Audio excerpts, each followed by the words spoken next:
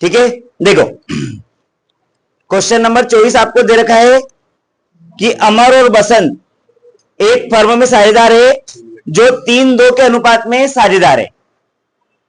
उनका चिट्ठा 31 दिसंबर 2023 को निम्न प्रकार था।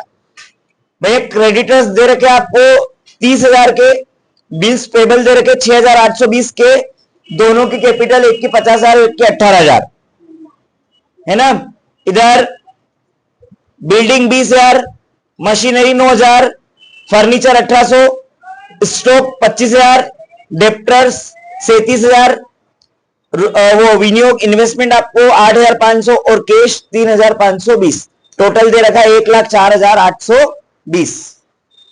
क्या बोला है भैया कि सारंग को 2/7 भाग प्राप्त होगा। सारंग को नया पार्टनर बनाया और उसको हिस्सा कितना मिलेगा? 2/7। पूंजी के 12,000 और ख्याति के 9,600 लाएगा। दोनों राशियां फर्म में रहेगी। जब रिवैल्यूएशन अकाउंट बनाते हैं तो हमको इन दोनों अमाउंट से कोई मतलब नहीं होता है ना, ना ही प्रीमियम के अमाउंट से और ना ही अपने कैपिटल के अमाउंट से। भवन का मूल्य 30,000, मशीनरी का 8,000, स्टॉक का 22,500 रखा गया। मतलब ये नया प्राइस है भैया इनका। पुराना जो प्राइस है उसमें से क्या चेंज हुआ? ये चेंज हुआ है आपका। चिट्ठे के दिन विनियोग का बाजार मूल्य 6,400 था, विनियोग अमर ने ले लिए। डूबत ऋण के लिए आयोजन 2,000 से कम कर दिया गया। पुनर्मूल्यांकन खाता बनाइए। भैया रीवैल्यूएशन अकाउंट अपने को बनाना है।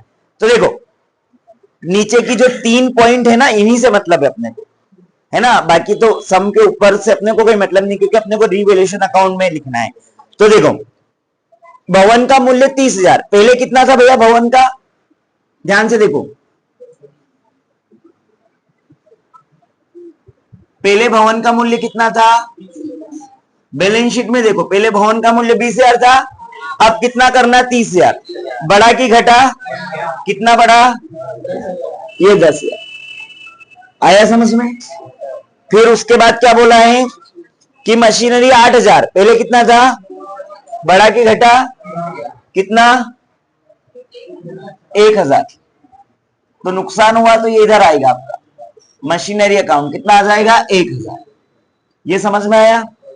फिर क्या बोला? 22,500 स्टॉक का, पहले कितना था स्टॉक का? 25,000।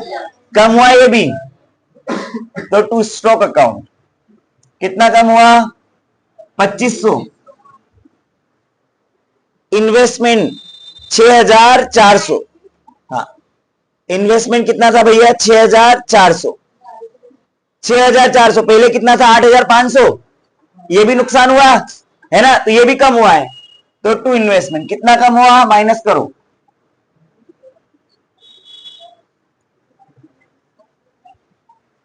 माइनस करो फटाफट। कितना? 2,100, 2,100। ठीक है। अब देखो अब क्या बचा भैया? डूबत ऋण आयोजन 2,000 से कम कर दिया गया। मतलब बीडीआर जो था उसको 2,000 आपने कम कर दिया। मतलब पहले कितना था टोटल बीडीआर भैया? 8,000 का था। अब 8,000 का था तो भैया कितने का हो गया? 6,000 का हो गया। अगर 6,000 का हो गया तो आपका टोटल डेप्टर 45,000 का था। तो 45,000 में से आपने 8,000 माइनस करे थे, तो आपके पास 37,000 बचे थे। अब आप 45 में से 6 ही माइनस करोगे, है ना, तो आपके पास 39,000 बचेंगे। तो 2,000 का फायदा हो गया आपको, है ना। तो क्या लिखेंगे भैया? बाय डिस्काउंट ऑन बीडीआर कितना भैया? 2,000। बस इतना ही सम में करना आपको। ठीक है, ये समझ में आया भैया सबको? देखो रीवैल्यूएशन अकाउंट का मतलब ही यही होता है कि जो प्रॉपर्टी या असेट्स की वैल्यू कम हुई या बढ़ी उसको दिखाना, है ना। लाइबिलिटीज की वैल्यू बढ़ी या घटी उसको दिखाना, है ना। रिवैल्यूएशन का अकाउंट मतलब रिवैल्यूएशन का मतलब ही यही होता है हमारा। पुनर्मूल्यांकन का मतलब यही होता है। तो भैया इधर का आ रहा 12,000, इधर का तो 12,000, इधर का ही ज्यादा आएगा। ये 12,000 आ गया और इधर का जोड़ा क्या? 5,600। तो टू नेट प्रॉफिट करके माइनस कर दो भैया 5,600 को 12,000 में से। 6400 आएगा क्या? 6400 रेशियो दे रखा है सब में। क्या क्या नाम है दोनों का? अमर बसंत, ये अमर और ये बसंत। तो भैया 6400 का रेशियो क्या दे रखा है? 3/5 और 2/5। देखो 5 से डिवाइड करेंगे, 5 एकम 5, 5 दूनी 10, 5 चौक 20,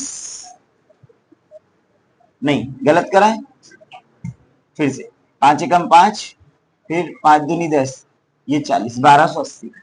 3 का मल्टीप्लाई कर देंगे तो 0, 3 8 24, 3 दूनी 6 और 2 8 और 3 एकम 3, 3840। इधर इसको काटेंगे तो ये भी 1280 इंटू 2, 0 6 5 और 2, 2560। ये आपका आंसर, ये रिवोल्यूशन अकाउंट। ठीक है, कौन सा? हाँ, ये लिखा ना इसमें, डूबत ऋण आयोजन 2000 से कम कर दिए गए, ये वाला है ना। ठीक है, चलो